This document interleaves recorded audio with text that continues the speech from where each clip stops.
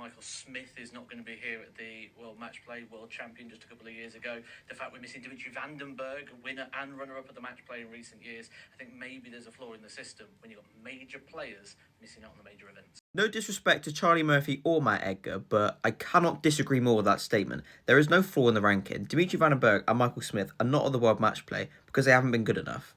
Qualification for the Match Play highlights the best players throughout the year on the Pro Tour. It's all well and good being in the top 16. If you want to skip the Pro Tour events because you're so certain in that top bracket, the likes of Nathan Aspin or Rob Cross, you do that. But if you're in danger of dropping out of the top 16, Michael Smith, Dimitri van den Berg, you need to play on those Pro Tours. And to be honest, Dimitri van den Berg has. He had that break, but at the 43 events he has entered since the start of 2024, he's gone out in round 1, I think, 26 times. So no ranking money in 26 events. The bottom line is, he's not been robbed. There's no flaw in the rankings.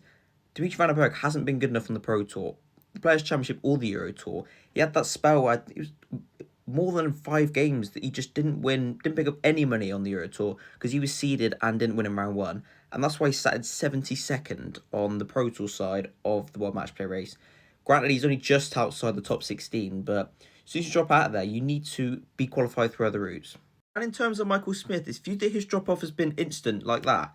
But it really hasn't. It's been gradually dropping off for a while. He had that back end of 2022, winning that Grand Slam, obviously. 3 other major finals in which he lost in.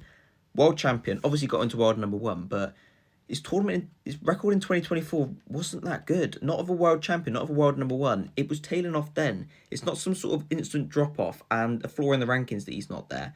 The bottom line is he hasn't been good enough. And it could be argued that it would be a flaw in the rankings and the system if Michael Smith and Dimitri van den Berg were actually in the Match Play.